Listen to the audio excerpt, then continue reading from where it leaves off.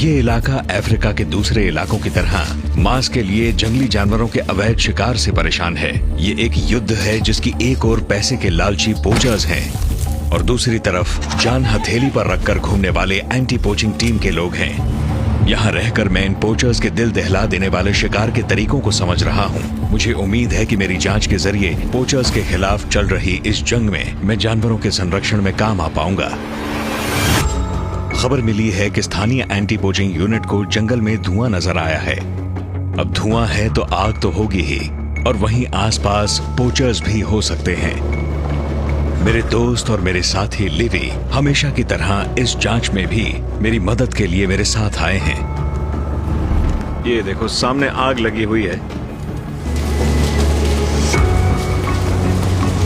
आग अभी लगी है ना लिवी? ये अभी लगी है। कुछ ही देर पहले यहाँ पर कोई होगा।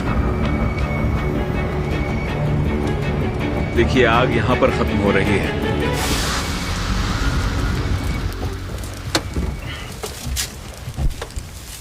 मैंने पहले भी पोचर्स को इस तकनीक का इस्तेमाल करते देखा है। कई साल अफ्रीका में बतौर गाइड काम करते वक्त मैं इंसानों की जलाई ऐसी आग देख चुका हूँ। वो लोग जानवरों को डराते हैं ताकि जानवर इनके ट्रैप्स की तरफ दौड़ें। जानवरों का पूरा झुंड आग से बचकर भागते हुए उनके ट्रैप्स में फंस सकता है, या ये भी हो सकता है कि वो इसीलिए आग लगाते हैं ताकि नई ताजी घास यहाँ से उग सके। देखिए यहाँ की घास जल चुकी है। अगर आप लोग यहाँ, मैं राख हटाता हूँ, ये यहाँ घास के जले हुए टफ्ट्स हैं। देखिए अब यहाँ पे ये होने वाला है कि ये जितने टफ्ट्स आप देख पा रहे हैं ये फिर से उगेंगे। जल्दी ही यहाँ छोटी छोटी हरी घास उग जाएगी जिन्हें खाने जंगली जानवर यहाँ आएंगे। तो वो लोग इस पूरे इलाके में स्नेयर्स लगा देंगे ताकि जानवर यहाँ चरने आए तो उन स्नेयर्स में फंस जाएं। अब आप कल्पना करके देखिए कि अगर आप जान जाएं कि जानवर कहाँ आएंगे और उस पूरे इलाके को आप ट्रैप्स और स्नेयर से घेर लें, तो ऐसे में जानवरों को बचाना मुश्किल है। मुझे यकीन नहीं होता। किसी भी क्राइम सीन की तरह जांच का सबसे पहला कदम है सुराग की तलाश करना। तो वो लोग यहीं से आए होंगे, है ना? हाँ, ये देखो, ये आने जाने का रास्ता है। मुझे लगता है वो हमसे डर के भाग गए, क्योंकि हम लोग उस तरफ से आए हैं और आप देख सकते हैं ये हिस्सा पहले ही जल चुका है। और जाहिर सी बात है कि वो लोग उस तरफ को भाग कर गए होंगे हमारी गाड़ियों की आवाज सुनकर, क्योंकि उन्होंने आधा ही मैदान जलाया था और हमने उन्हें रोक दिया। जब आग गलती से लगती है या अपने आप लगती है तो ऐसे नहीं जलती। ये तो रास्ते के दोनों तरफ जल रही है। मुझे यहाँ कोई निशान नहीं दिख रहे लिवी। नहीं, मुझे बिल्कुल शक नहीं है कि ये आग जानबूझकर लगाई गई है। बदकिस्मती से ये जो यहाँ पगडंडी के आसपास जो घास थी वो बिल्कुल जल के राख हो चुकी है। ये देखिए, और इस राख की वजह से इस पगडंडी पर जो पैरों के निशान थे वो भी अब दिखाई नहीं दे रहे हैं। इस तबाही की तो कोई सीमा ही नहीं है। दिन ढलने के बाद भी मैं और लिवी सुराग की तलाश में लगे रहे, पर हमें कुछ नहीं मिला। ये पोचिंग का एक बहुत ही लापरवाह और खतरनाक तरीका है।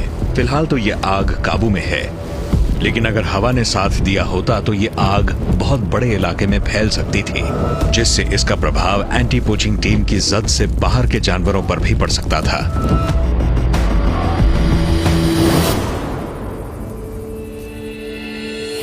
इन पोचर्स को रोकने के लिए मेरे एक कॉलीग क्रेग विंट अपनी एंटी पोचिंग टीम के साथ कुछ ही घंटों की दूरी पर हैं। वहां उन्हें काफी सफलता मिली है। लिवी और मैं इस आग के बारे में बताने उनसे मिलने आए हैं। Good morning Ivan. कैसे हो दोस्त? बहुत अच्छे। आप? बस बढ़िया। क्रेग ने मुझे बताया कि पिछले कुछ हफ्तों में आग का ये पहला मामला नहीं है। ये साफ है कि आग की मदद से जंगली जानवरों को एक खास इलाके की तरफ खदेड़ा जा रहा है। क्रेग की टीम के साथ इलाके के नक्शे पढ़ने के बाद हम अपनी गाड़ियों पर सवार होकर इन पोचर्स के सुराग ढूंढने के लिए निकल पड़े। ये एंटी पोचिंग स्काउट्स इलाके को बहुत अच्छी तरह से जानते हैं और लगातार उन पगडंडियों और रास्तों की तलाश में रहते हैं जिनका इस्तेमाल पोचर्स करते हों।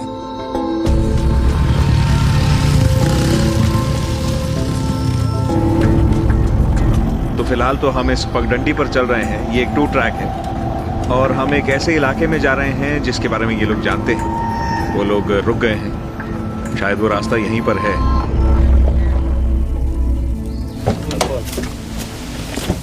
वो कह रहे हैं कि पगडंडी पर साइकिल के टायर के निशान मिले। जरा दिखाइए। साइकिल के निशान है, ये रहे देखिए, 3।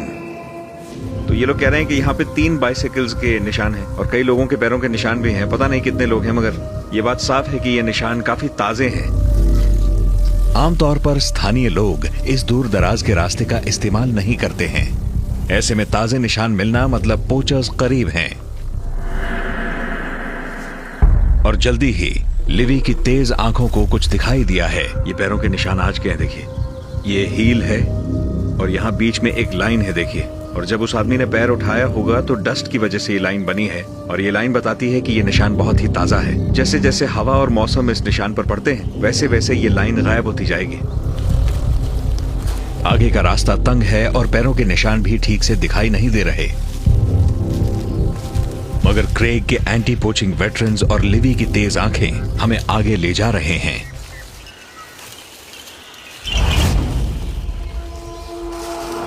मुझे आगे कुछ नजर आया है।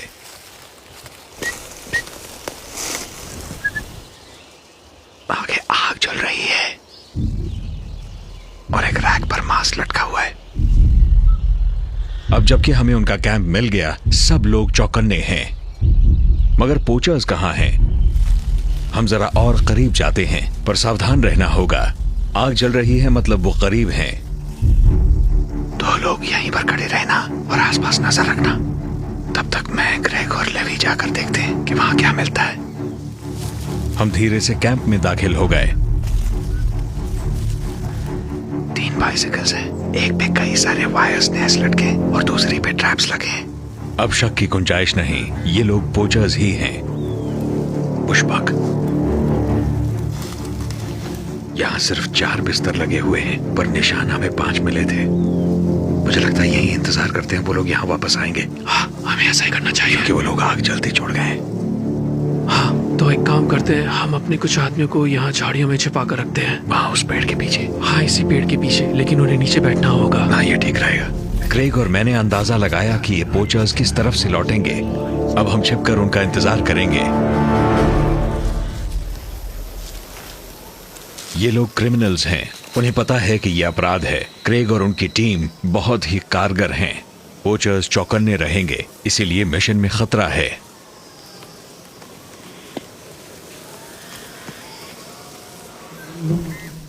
आग बुझ चुकी है। आग में से अब सिर्फ धुआं निकल रहा है, पर मुझे पक्का यकीन है वो लोग आज ही लौट कर आएंगे।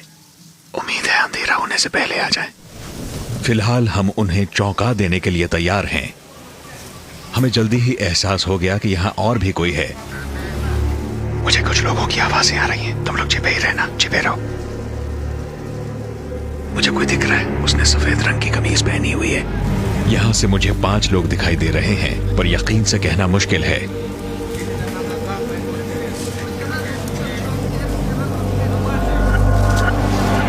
उन्होंने हमें देख लिया।